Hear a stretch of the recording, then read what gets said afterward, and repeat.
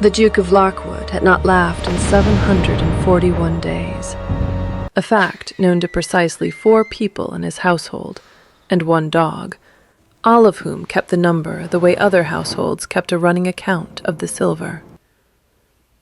He was, on the particular Tuesday this story properly concerns itself with, standing at the edge of his own ornamental pond in his second-best coat, watching his new governess sit chest-deep in 6 inches of water, with a paper boat held triumphantly above her head like a small, damp crown, laughing so hard that the ducks had retreated to the far bank in what could only be described as professional alarm. By spring, he would not be able to recall what the house had sounded like before her laugh moved into it, the way one forgets, eventually, what a room looked like before someone rearranged the furniture in it for the better. He would forget the particular quality of silence that had lived in Larkwood Hall since his wife's death. A silence with corners, a silence that knew where all the locked doors were, and remember instead the ordinary noise of a family that argued gently over breakfast and meant nothing terrible by any of it. Nothing about that winter would go according to any plan he had made, and he had made a great many plans, all of them involving nobody ever asking him to feel anything again. But first, the duck pond, and the boat, and a governess who had not yet learned that dukes were meant to be approached with more caution and considerably less water. We are ahead of ourselves. Let us begin properly, some weeks earlier, with an advertisement, an agency letter, and a young woman named Cornelia Vane, who arrived at Larkwood Hall carrying 1 trunk, 1 oilskin satchel she would not let the footman touch, and an unfashionable amount of hope, for a house that had, by all local report, forgotten what hope was for. She was 23, the daughter of a country vicar who had taught her Latin, arithmetic, and, more usefully in her opinion, that grief and gladness shared a kettle, and that if you left either one on too long, it boiled dry. She had buried her father 3 years before, and her mother a decade before that, and had arrived at the conclusion, somewhere in the space between the 2 funerals, that she would rather be a fool who laughed than a wise woman who didn't. It was not a performance. She had tried performing cheerfulness once, at 16, for the benefit of a great aunt who preferred her niece's decorative, and found the exercise so exhausting that she had abandoned it within the week and never attempted it again. What remained was unrehearsed and, on occasion, extremely inconvenient, as it was about to be. The Duke of Larkwood was 31, immensely tall, and organized his grief the way other men organized their accounts, in locked ledgers, in rooms nobody entered, in a schedule so precise that his butler could set a watch by the Duke's unhappiness, and generally did. His wife, Isabel, had died of a lingering fever 2 winters past, in the room at the end of the west corridor that had not been opened since, its door shut with the particular finality of a man who believed that if he did not look at a thing, it could not continue to be true. He had 2 children, a household of 11 servants, 1 aging sheepdog named Socrates, who had opinions about everyone and expressed them primarily through where he chose to sit, and no smile that anyone living had actually witnessed in just over 2 years. He had hired Miss Vane sight unseen on the recommendation of an agency and the mild desperation of a man whose previous governess had resigned after his daughter set fire to a curtain in the name of a science experiment. He had expected competence. He had not expected, upon returning early from an estate matter, to find his own 6-year-old son standing at the edge of the ornamental pond, wailing about a lost boat. To discover his new employee already in the water, boots and all, retrieving it with the brisk, unbothered air of a woman fetching washing off a line. "You are standing in my pond," he said, because it was, at that moment, the only true thing available to him. "I am aware," said Miss Vane, not turning around, "though I would ask you to note that your pond is standing in me rather more thoroughly, and has been the aggressor throughout." Freddie stopped wailing. Bea, 9, and watching from the bank with the flat, assessing look she had inherited from nobody in particular, said, "Papa, she went in on purpose." "I gathered as much," said the Duke. Miss Vane waded to the bank, boat held aloft, hair coming down out of its pins in a manner that would have mortified most young women of her station, and did not appear to trouble her in the least. She handed the boat to Freddie with the gravity of a diplomat concluding a treaty, and only then looked up at the Duke properly. A direct look, unafraid, neither fluttering nor demure, the sort of look that assessed a man the way one assessed weather, for what it was rather than what it ought to be. And something in him noted this before he had decided to note anything at all. "You'll ruin your dress," he said, which was not what he had meant to say, though he could not, afterward, recall what he had meant to say instead. "It was already ruined the moment your son announced the boat unsinkable," she said. "I merely finished the argument he started." She wrung out one sleeve with the brisk competence of a woman who had wrung out a good many sleeves in her life. "I am Cornelia Vane, Your Grace. I arrived Tuesday. I understand I was meant to arrive on a day when nothing was on fire or in water, and I apologized for the delay in achieving that." Socrates, who had followed the commotion down from the terrace with the unhurried authority of a magistrate arriving late to his own court, sniffed her wet hem once, sat down beside her rather than beside the Duke, and yawned. A verdict, delivered with the full weight of a dog who had outlived one duchess and intended to have opinions about whoever came next. The Duke looked at his sheepdog's choice of allegiance, the way a man looks at a will being read aloud, and said nothing further, and went back up to the house, and told himself, quite firmly, on the walk there, that he had felt nothing whatsoever beyond mild inconvenience regarding wet gravel. He believed this for approximately 11 minutes, which was, for a man who had not examined his own feelings in 2 years, out of long and careful practice, something very close to a personal record for honesty. He did not laugh. He wished to note, privately, to no one, that he had come extremely close, and had stopped himself, the way one stops a sneeze out of manners rather than any real objection to sneezing.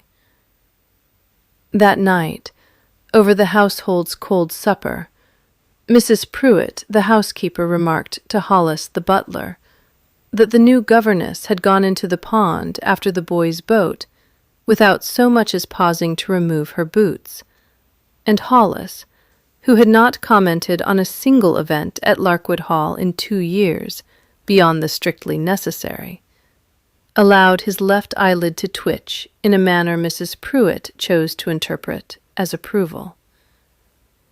It was the most excitement either of their faces had shown since the funeral, and they both noted it, and neither said so aloud, because that was not how anything was done in that house yet. It would be, eventually.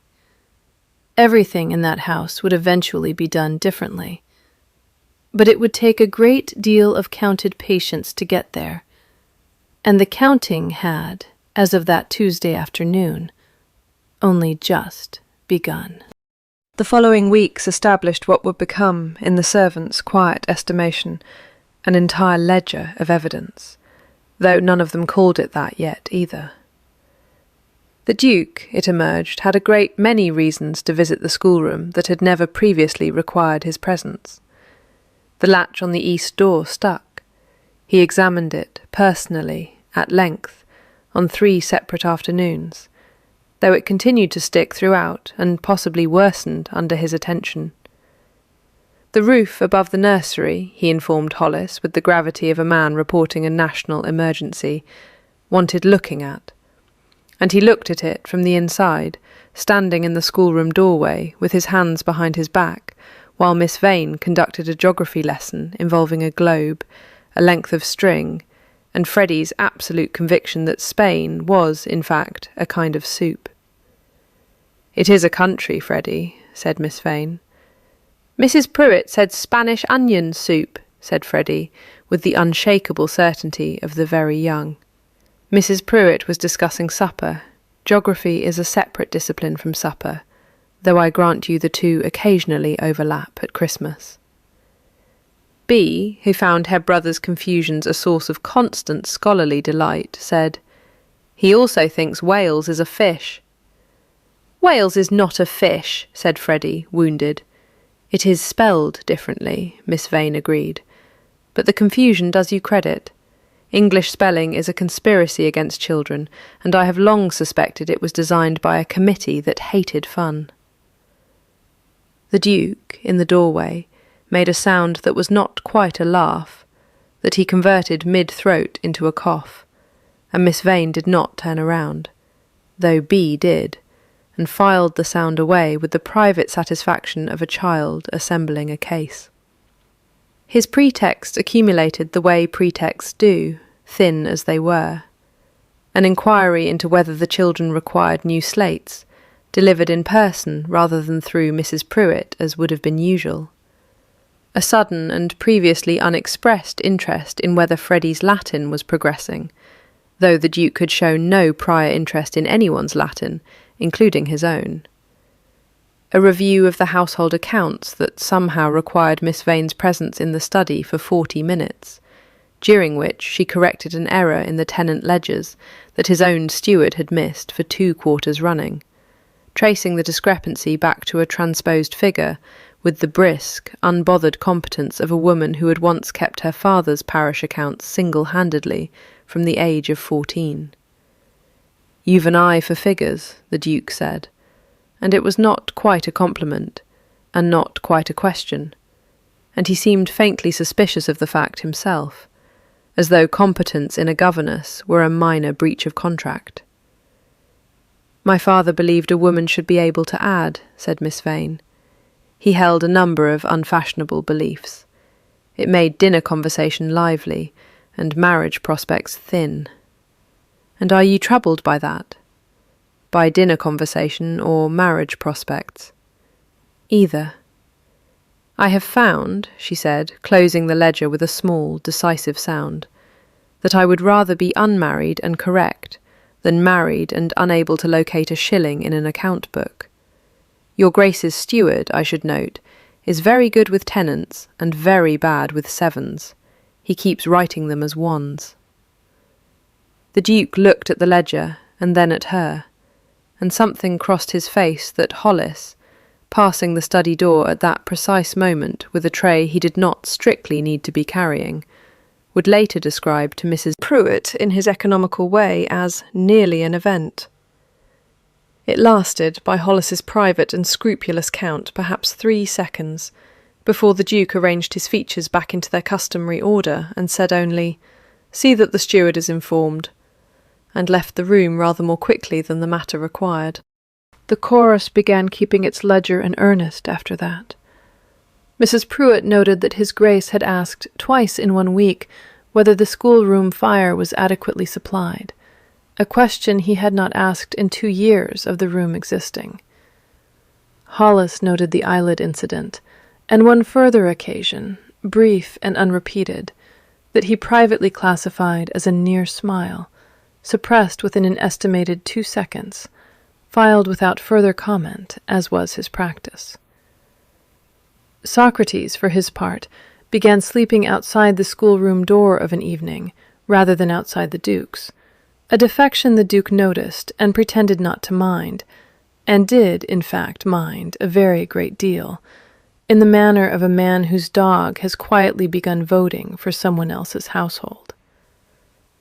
Miss Vane, meanwhile, noticed none of this being noticed, or gave every appearance of not noticing, being occupied with the considerable business of teaching 2 children who had spent 2 years being managed rather than taught, and being, in the mornings before anyone in the great house had risen, occupied with an entirely separate business that nobody in the house yet knew anything about at all. She rose, without exception, an hour before dawn.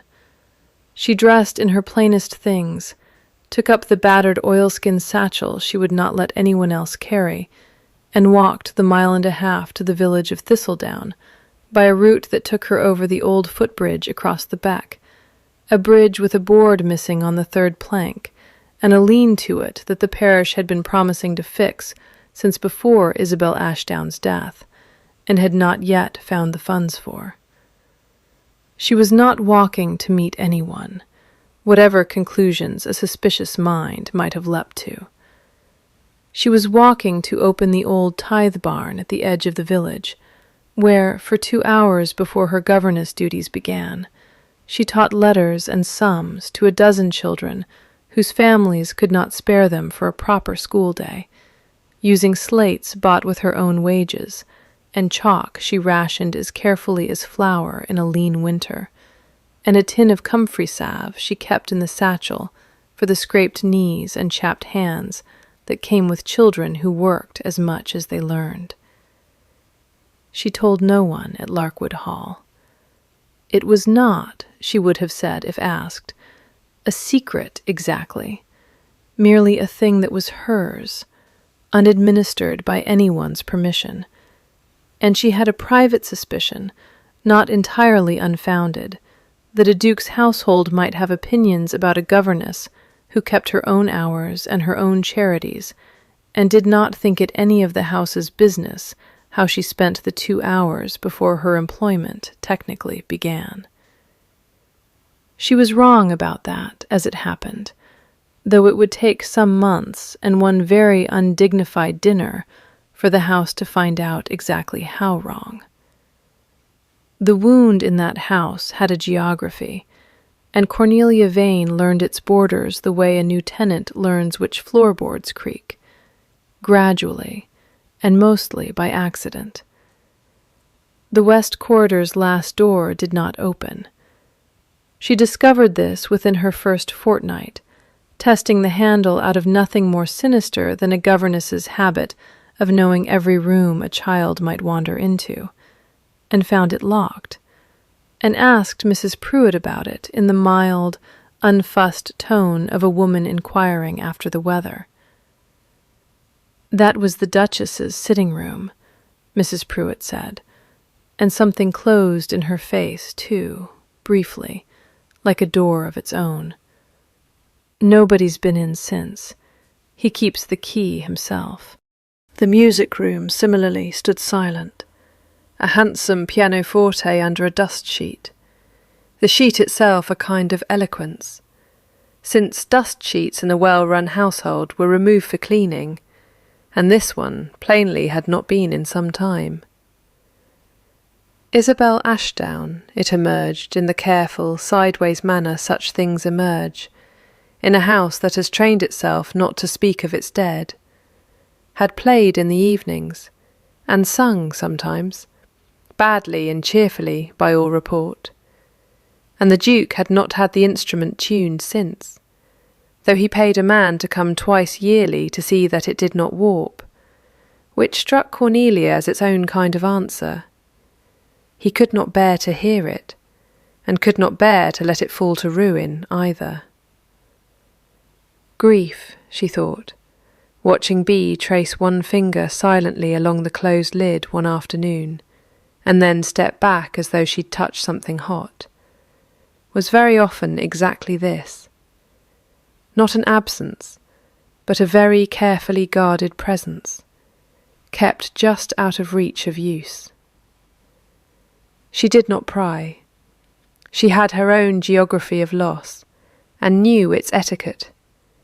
You did not knock on a locked door uninvited, but you also did not pretend the door wasn't there, walking wide circles around it as though it might otherwise notice you and reach out.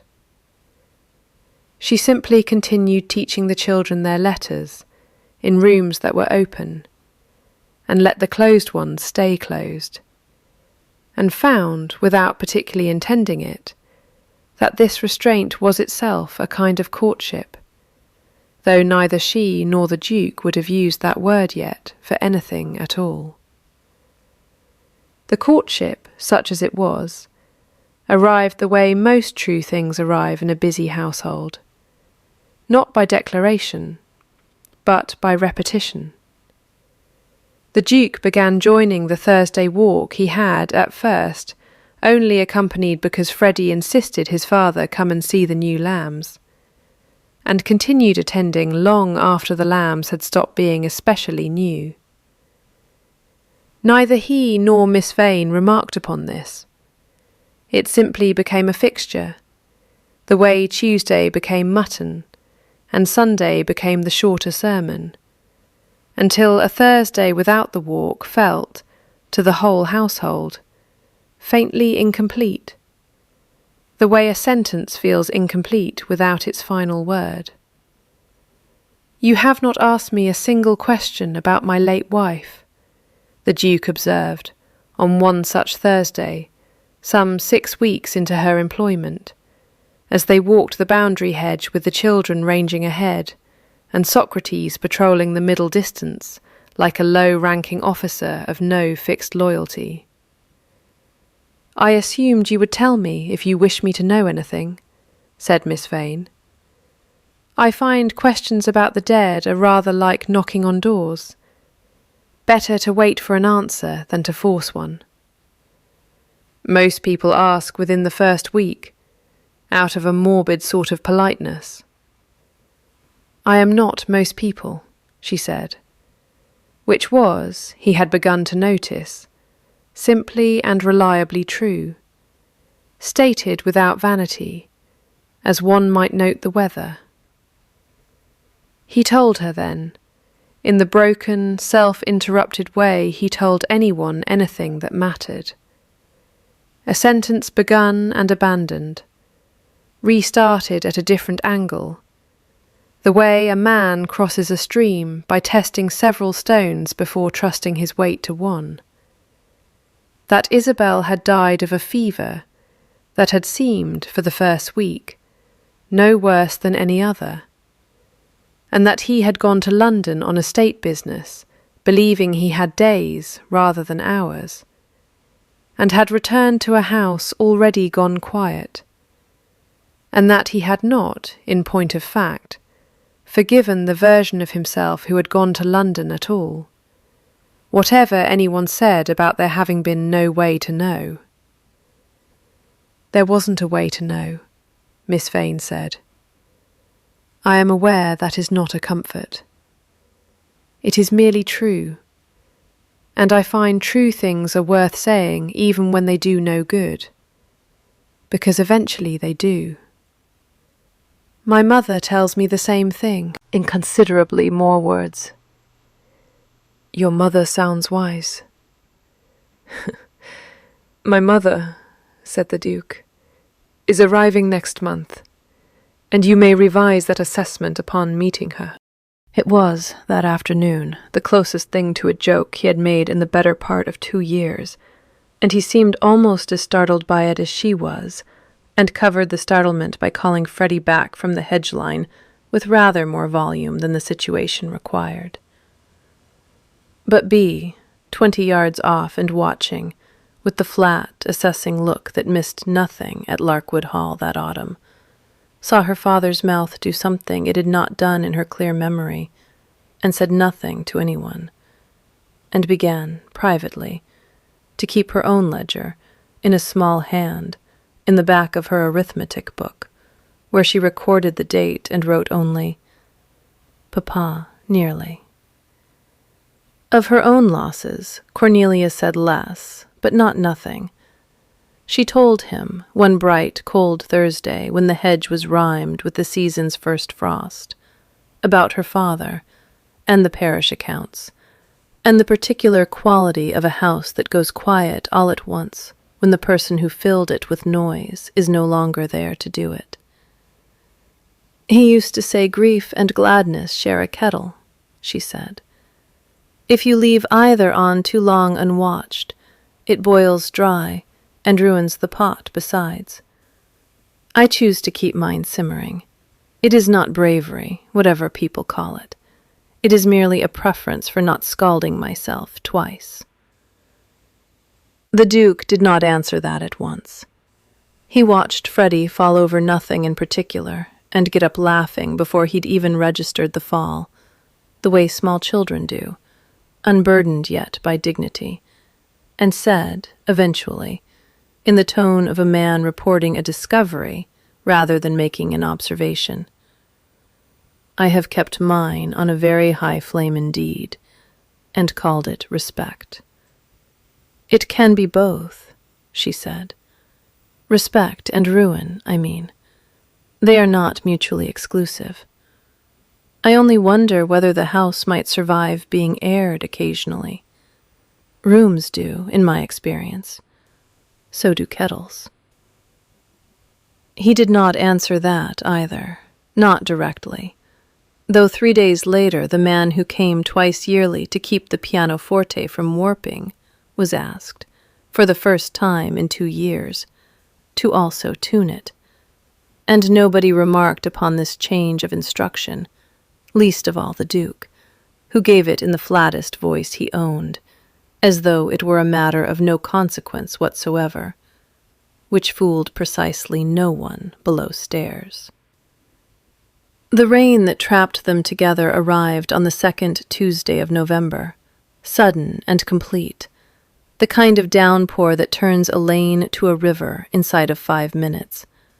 And it was entirely Socrates' fault, in the sense that he was the one who bolted after a hare at the exact moment the sky opened, and the Duke, out riding the boundary and spotting his dog's ignoble retreat toward the old tithe barn at Thistledown, followed him in, soaked to the collar, and found his children's governess already there, on her knees on the barn floor, with a slate in one hand and a piece of bread in the other, surrounded by 9 village children in various states of damp, one of whom was crying over a grazed palm that Miss Vane was, at that precise moment, dressing with salve from a battered tin.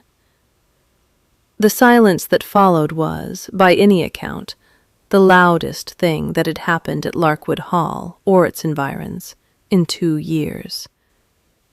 "You keep a school," the Duke said, when he had recovered the use of his voice, which took him a visible moment.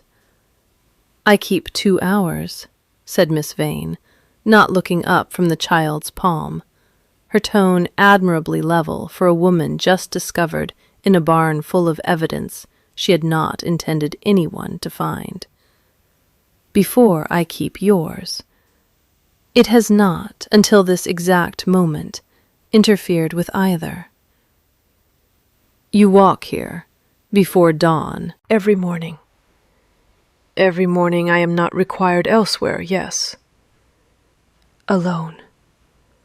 "I have never once required an escort to teach children their letters, Your Grace. And I confess I find the implication faintly insulting to both the letters and myself." He looked around the barn, at the dozen slates, the careful stacks of borrowed primers, the tin of salve, the children who were watching this exchange with the frank, unblinking interest of an audience that had correctly identified something significant occurring and had no intention of missing it. And something in his face did the thing it had been doing in small, suppressed increments for 6 weeks. Except this time he did not convert it into a cough. He simply stood there, dripping, and let it happen. For what the eldest of the village children later reported to her mother as a count of about 4 seconds, though children are unreliable narrators of time, and this may be generously estimated. "My father used to say," Miss Vane said, into the quiet that followed, tying off the bandage with a neat, unhurried knot, "that attention is the beginning of love, whatever shape the love eventually takes. I have found it holds true of most things worth doing: children, ledgers, bridges that want mending." She looked up at him then, direct as ever, entirely unbothered by being found out, or giving every appearance of it. "You are welcome to report me to whichever authority governs the moral conduct of governesses. I should warn you the barn roof also wants mending, and I have not yet found the funds, so if you are here to dismiss me, I would ask you to do it after the rain stops, as I do not think the children ought to walk home in this." "I am not going to dismiss you," the Duke said, with the particular flatness of a man startled by his own certainty. "I am going to see about the roof." He did, in fact, see about the roof, and the bridge besides, though he told no one at the time that he had done so, arranging the repair through his steward with instructions to bill it to general estate maintenance, rather than to any account that might draw notice. And it was not until some weeks later, when Miss Vane crossed the beck one grey morning, and found the 3rd plank whole, and the lean corrected, and the whole structure suddenly, inexplicably sound, that she understood what had been done, and by whom, and said nothing about it to him either, which was its own kind of answer, the two of them conducting an entire courtship that autumn, largely in the grammar of things fixed and left unmentioned. Word of a duke's private charity travels no faster through a great house than water travels downhill, which is to say, instantly, and by the shortest available route.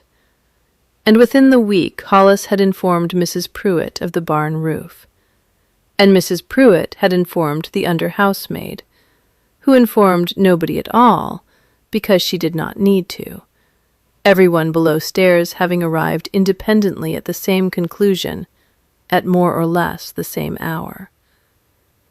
The ledger, by that point, had grown considerable.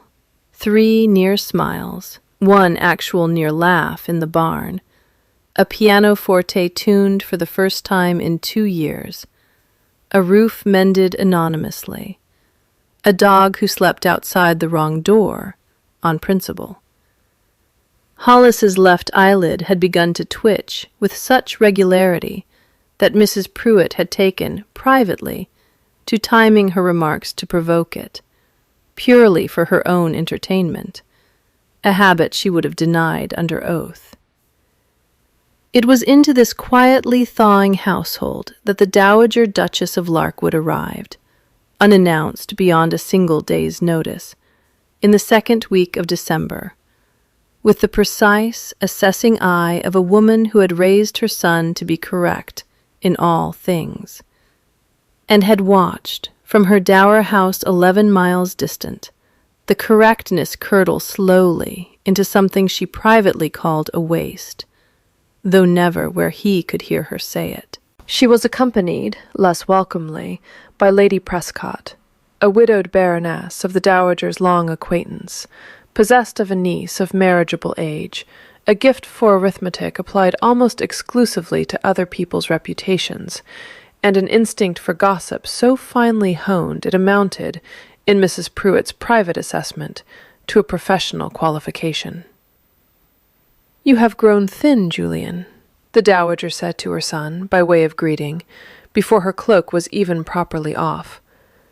"And your dog has taken up residence outside the schoolroom, which I am reliably informed by your own butler is unprecedented. I should like to meet the governess."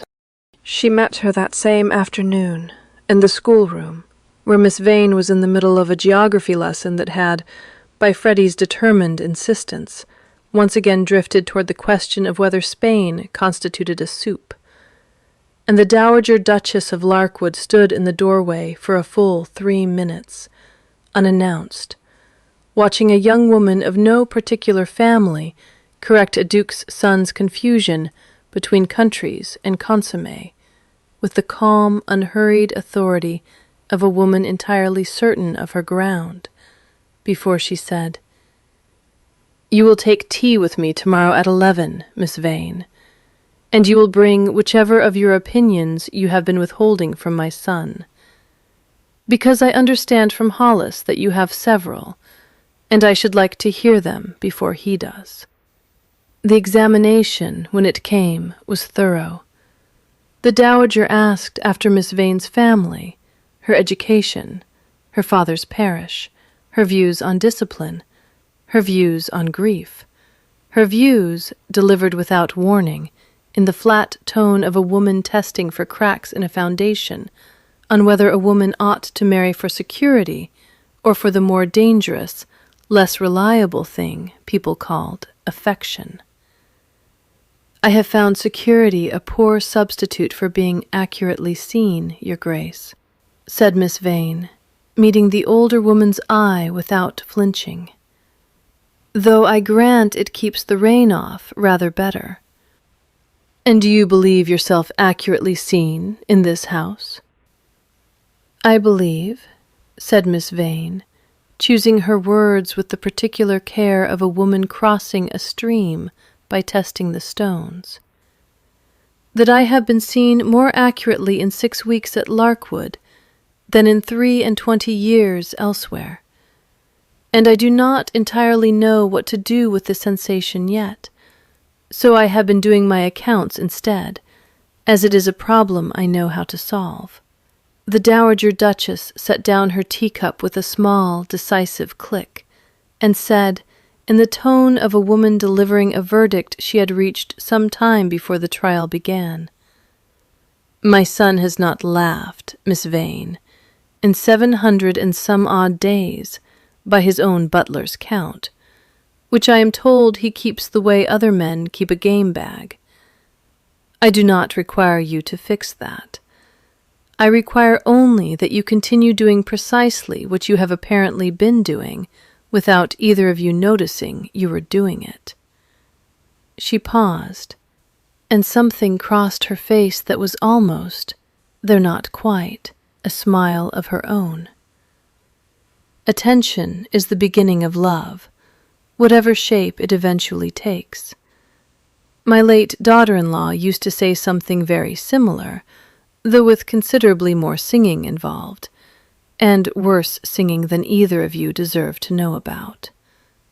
Her eyes were, for just a moment, unmistakably wet, and she did not apologize for it, and Miss Vane did not remark upon it, which the Dowager would later describe, to her own considerable surprise, as the single most comforting thing anyone had done for her in 2 years. It was, by any measure, a blessing, however sideways delivered, and it would have concluded the visit rather sweetly had Lady Prescott not been listening at the schoolroom door with the trained ear of a woman who had built an entire social career on precisely this kind of eavesdropping, and had she not, over the dinner that followed 3 nights later, chosen the exact moment Cornelia Vane's strength finally gave out to make her opening move. The dinner that Thursday had been arranged, at the Dowager's insistence, as something almost like a proper occasion. 6 at table instead of the usual quiet 4, candles rather than the single branch the household had grown used to, the children permitted down for the fish course as a treat, before being returned to the nursery. Nobody below stairs had seen the dining room so fully lit in 2 years, and Mrs. Pruitt had wept a little over the good linen before catching herself and blaming the onions.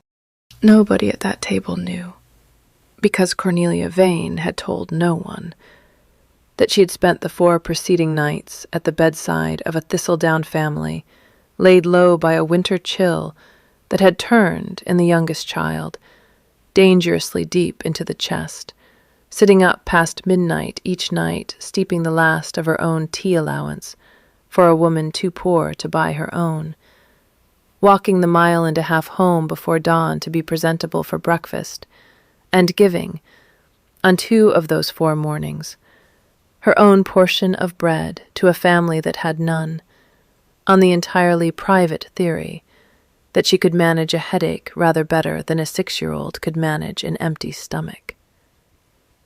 Nor did anyone know that she had, on the Tuesday previous, slipped on the ice crossing the mended footbridge, mended but not, it turned out, entirely proofed against a hard frost, with a full coal scuttle in her arms, meant for the sick family's grate, and caught the fall against the rail with her forearm rather than let the coal spill, and told no one, because there had been nothing to be done about a bruise except let it fade.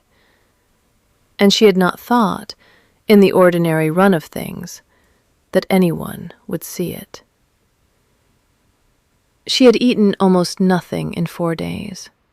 She had slept, by her own private and unkept count, something under 12 hours total.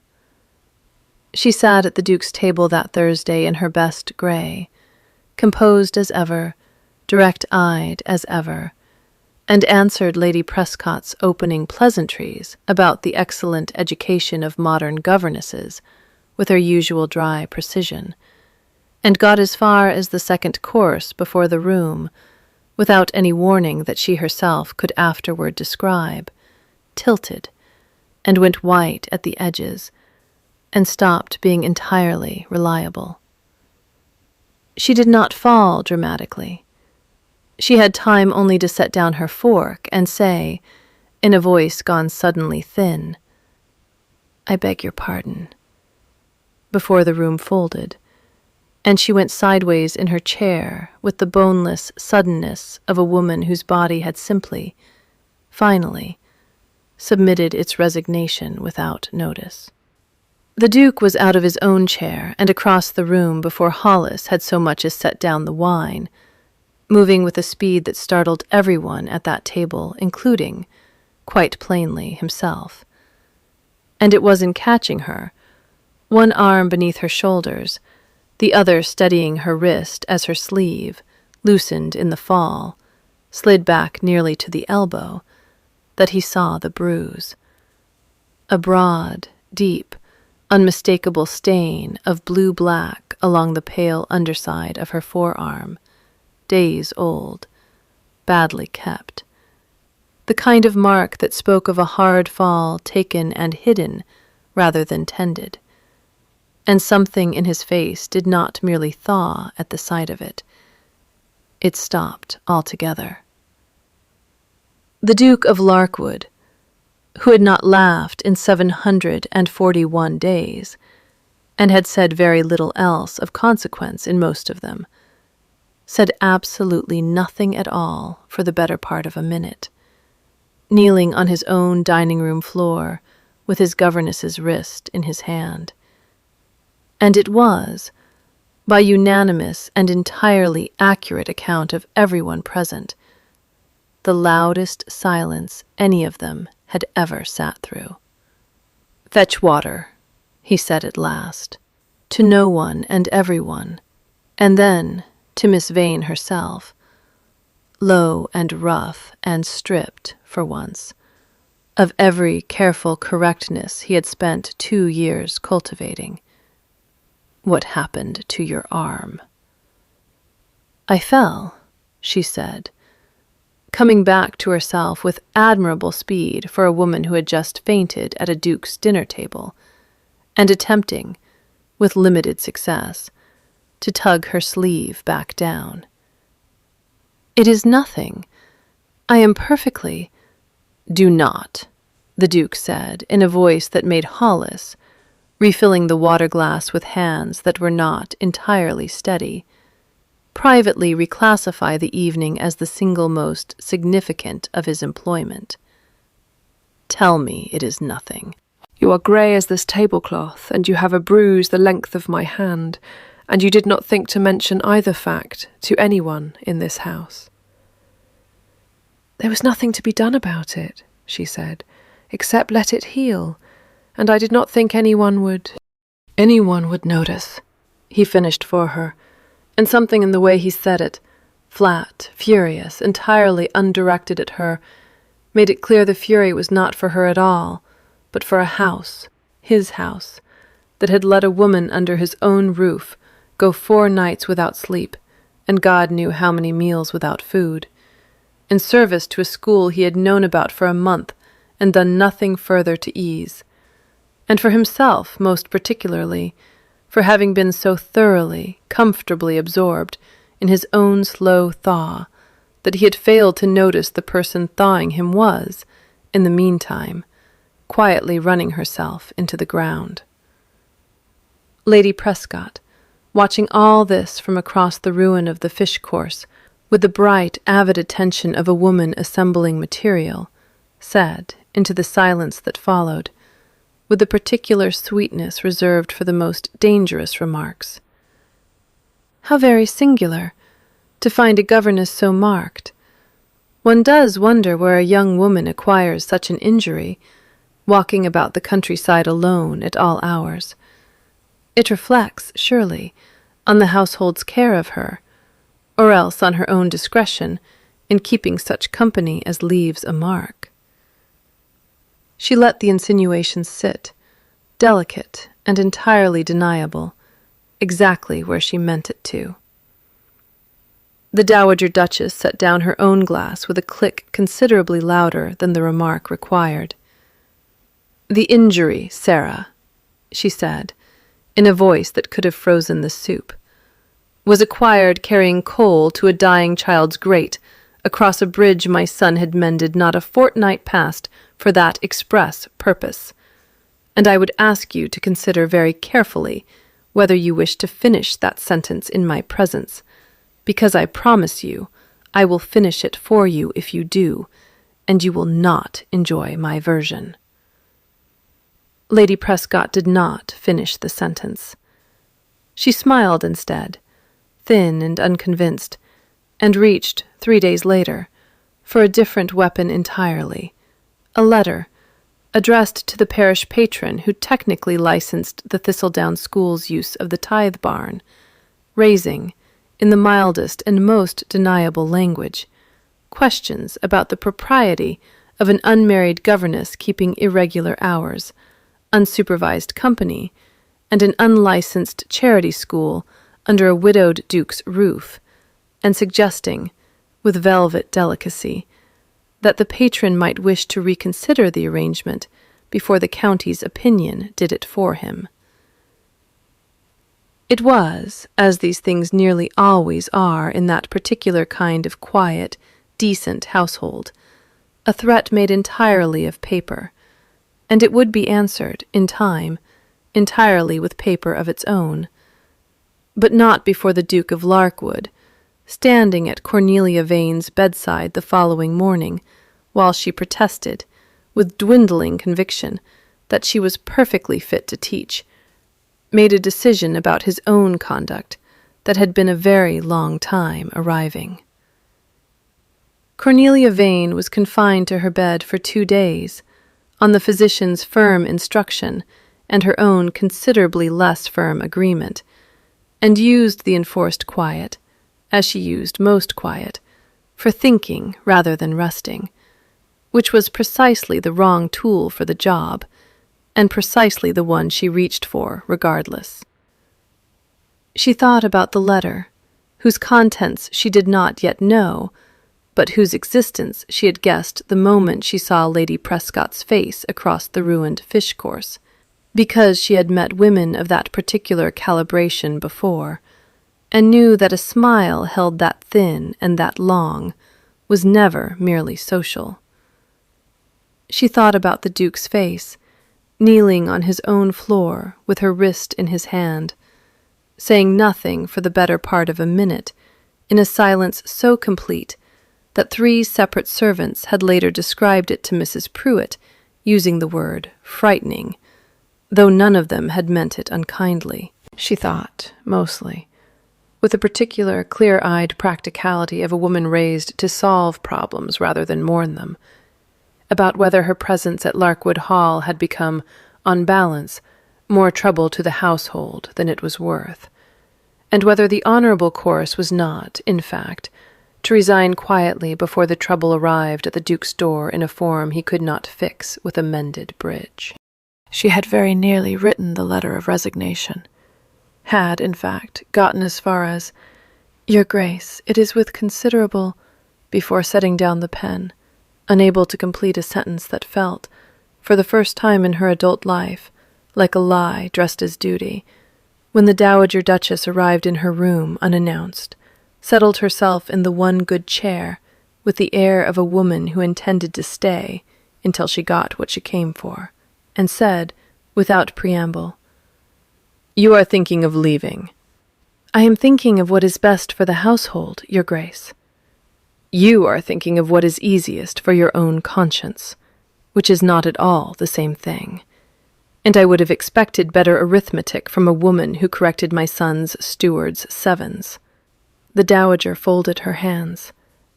"I buried my husband, Miss Vane, and watched my son bury his wife.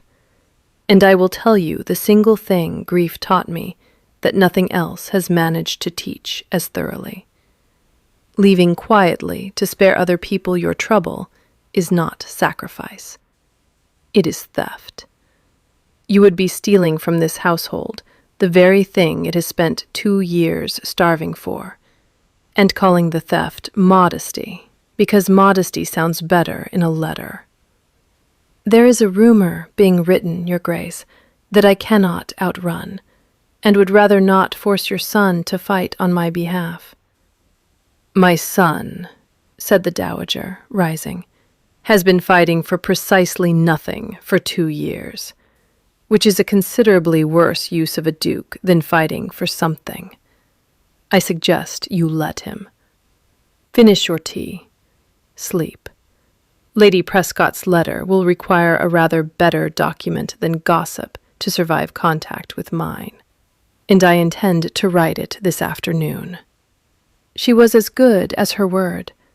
The Dowager Duchess of Larkwood wrote, that same day, to the parish patron in question, a bishop's cousin of modest income and considerable susceptibility to ducal opinion, a letter that took no more than 1 page to accomplish what Lady Prescott's insinuations had required 3, stating plainly that the Thistledown School operated under the personal patronage of the Duke and Dowager Duchess of Larkwood, that its teachers' conduct had been examined personally by the Dowager, and found to be of a character she would happily attest to before anybody that cared to ask, and that any further correspondence questioning the arrangement might, in future, be addressed directly to her, rather than circulated as speculation among persons with no standing in the matter whatsoever. She enclosed, for good measure, a banker's draft sufficient to have the barn roof properly slated rather than merely mended, an act of patronage that converted the school, in a single stroke, from an irregular governess's private charity into an institution with a duchess's name attached to it, which was a document Lady Prescott's velvet insinuations could not survive contact with at all. Lady Prescott, informed by her hostess over a very cold cup of tea that her niece's prospects at Larkwood had concluded and that her carriage would be ready within the hour, departed the following morning with the brittle dignity of a woman recalculating her arithmetic in real time, and was not seen at Larkwood Hall again. Nobody at that dinner table, in the weeks that followed, remarked much on her absence, beyond Hollis's observing to Mrs. Pruitt, in his economical way, that the house seemed to breathe rather more easily without her, a remark Mrs. Pruitt considered the longest sentence Hollis had spoken in a decade, and treasured accordingly. The Duke, in the 2 days of Cornelia's confinement, did not visit her sick room, propriety and the Dowager's firm instruction both forbidding it. But he did a great many other things, all of them reported to Cornelia afterward in fragments by an indiscreet bee who had appointed herself chief correspondent of the household's business. He rode to Thistledown himself, and sat with the sick family whose grate she had been filling, and paid the physician's bill without being asked, and told the parish clerk that the barn roof was to be slated by spring, regardless of any patron's opinion on the matter. He had the west corridor's last locked door opened. Not entered, not yet, but opened, aired, the dust sheets drawn back from the furniture within by his own hand rather than a servant's, an act Mrs. Pruitt witnessed from the corridor, and did not mention to a soul for a full week out of sheer disbelief. And he sent, each of the 2 mornings of Cornelia's confinement, a small parcel to her door. The first day, a fresh tin of salve to replace the one worn nearly to the bottom of its case, purchased from the county's best apothecary rather than the village chemist. The second day, a proper leather satchel, considerably finer than her battered oilskin one, with her initials pressed into the clasp, and no note attached at all, because he had tried, by his own later admission, 4 separate times to write one, and torn up every attempt, on the grounds that nothing he could put on paper matched what he actually meant. He said it instead, 3 days later, in person, in a manner that satisfied no convention of eloquence whatsoever, and suited the occasion perfectly. She was well enough by then to walk the boundary hedge again, though under strict instruction from the physician to walk slowly, an instruction she was observing with visible impatience, and the Duke fell into step beside her, the way he had fallen into step every Thursday since the lambs stopped being new, except that this time he did not begin with the weather, or the children, or any of the careful nothings that had served as scaffolding for 6 weeks of courtship neither of them had named. "I have made a list," he said, and produced from his coat an actual folded sheet of paper, which struck Cornelia as sufficiently unlike him that she stopped walking entirely. A list? Of reasons. I find I cannot say the thing plainly without one, because every time I attempt it in my own head it arrives in pieces, and I have decided the pieces are the only honest version available to me, so you will have to accept them as they are. He unfolded the paper. His hands, she noted, were not quite steady, which she found, privately, more persuasive than any composure could have been. "Because you corrected my steward's sevens. Because my son now believes Spain is a country and not a soup, which I am told is a considerable scholarly achievement. Because you walked 1.5 miles in the dark for 4 mornings running to sit with a child who was not yours, and told no one, and would have gone on telling no one indefinitely if a chair had not betrayed you. Because my mother, who has not approved of anyone in 11 years, wept over your tea, actually wept, and blamed the steam. Because the music room is aired now, and I can hear it, in my head, the way it used to sound, and it does not hurt the way I thought it would. It simply—" He stopped, started again. "Because I have not laughed, by my own butler's count, in 741 days. And I laughed twice this week, once at something Freddie said about geography, and once at nothing at all, simply walking into a room and finding it occupied by people I no longer dread coming home to. And I do not know how to thank a woman for that, in any language that does not sound absurd out loud. So I have written it down instead, badly. And I am asking you to marry me, and I am aware I am doing this extremely badly."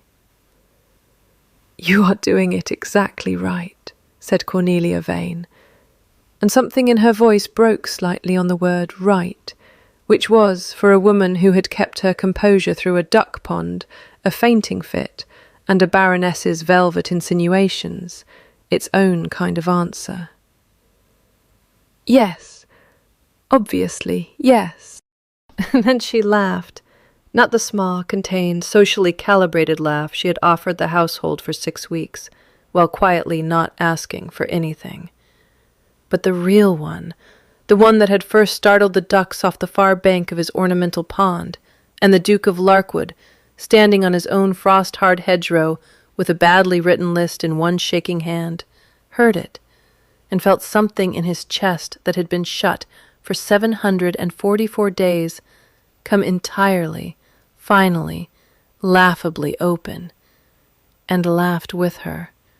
A real laugh, loud and unpracticed and slightly alarming to the sheep in the near field, that Hollis, watching from the terrace with his pocket watch already half drawn from long habit, timed at 11 full seconds before giving up the count entirely, and simply standing there, grinning like a much younger man, while his employer's dog trotted over to sit at both their feet with the satisfied air of an emperor whose long campaign had finally, correctly, concluded.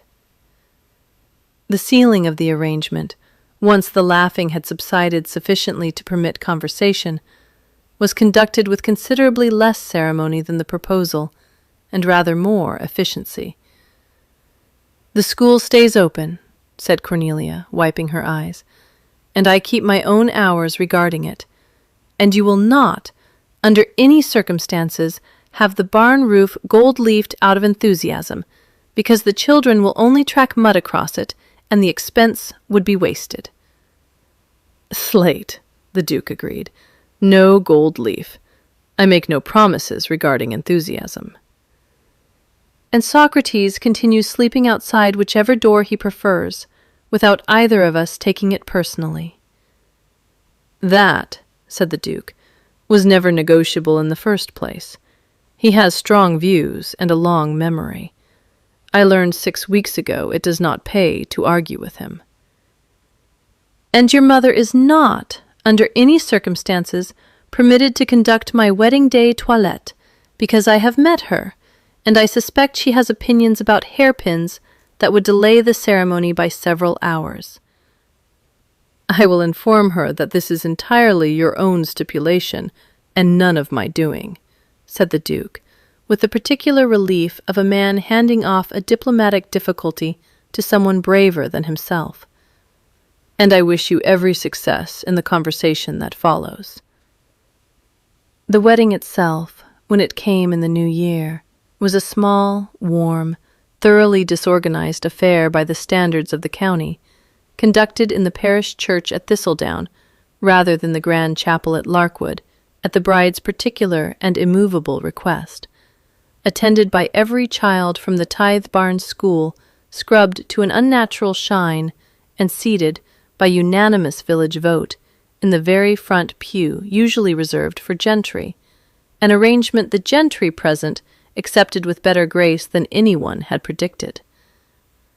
The Dowager Duchess wept without pretending it was steam this time, and pressed her late daughter-in-law's own good lace into the bride's hands that morning with a brief, fierce instruction to wear it and say nothing further about it, ever, which Cornelia understood correctly as both a gift and a blessing in the same breath. Bee served as a self-appointed second bridesmaid, despite not having been asked, on the grounds that someone competent needed to be present in case of emergencies, and Freddie cried, loudly and without embarrassment, purely from the excitement of cake being imminent. Socrates, uninvited and entirely undeterred, walked the length of the aisle a full 3 minutes ahead of the bride, sat himself directly beside the altar rail, and remained there throughout the ceremony, with the solemn, self-satisfied bearing of a dog, who considered the entire arrangement substantially his own doing, which, by the chorus's private and universal agreement, it very nearly was. Spring arrived at Larkwood Hall the way spring arrives after a long held-breath winter, all at once and everywhere. The west corridor's last door stood permanently open by April, its sitting room repapered but not erased. Isabel Ashdown's writing desk kept exactly where it had always stood. Her name spoken now at supper, without anyone's voice catching on it. An anniversary that had once meant only loss learning, patiently, to mean two things at once. The music room filled most evenings with the Duchess's determinedly mediocre singing, considerably worse than her predecessors by the household's fond and often repeated report. And nobody minded in the slightest. The garden Isabel had planted, and no one had entered in 2 years, was walked again, weeded again, its roses coaxed back from their long neglect by a new Duchess who turned out, to everyone's mild surprise but her own, to have a genuine gift for gardens as well as arithmetic. The Duke of Larkwood's smile, once so scarce that his own butler had kept a formal count of it, became by that first spring a fixture ordinary enough that the ledger, at last, quietly closed itself. He smiled most mornings now, laughed openly at his son's continuing scholarly confusions, and was observed, on at least one occasion, laughing before breakfast entirely without provocation, which Hollis recorded in no ledger at all, having finally, gratefully, run out of reasons to keep one. Hollis's eyelid settled into permanent good behaviour. Mrs. Pruitt wept openly and often, and stopped blaming onions. The Dowager Duchess visited monthly, pronounced herself satisfied on each occasion, and never once again mentioned Lady Prescott, who was last reported, by a source Mrs. Pruitt considered only moderately reliable, to have taken her niece and her arithmetic to Bath, when no one noticed her leave, which she would have minded most of all. Socrates, promoted by unanimous household consent from sheepdog to something closer to family elder statesman, divided his nights fairly between both doors of the ducal bedchamber and the schoolroom, a compromise he had apparently been angling for from the very first afternoon, and which the new Duchess suspected, though she never proved it, he had engineered from the start. The battered oilskin satchel was retired at last that spring to a peg by the schoolroom door, replaced permanently by the fine leather one with her initials on the clasp, though she kept the old one still, mended rather than discarded, because some things earned their keep by having been used hard rather than kept new. The tin of salve remained in daily service at the Thistledown barn, now properly slated, and warmly regarded by the whole county as the Dowager's own particular philanthropy, though everyone who mattered knew whose hands had actually built it. There are stories that begin with a woman sitting, uninvited and entirely unbothered, in a duke's ornamental pond, laughing loudly enough to frighten his ducks off the far bank. This one ended, a little more than a year later, with that same woman standing in a reopened garden that was once again, in every particular way that mattered, someone's home, watching her husband laugh at something their son had gotten wrong about geography, and understanding, without needing to count it, that attention given plainly and returned in kind will, in time, warm even the coldest house back into use.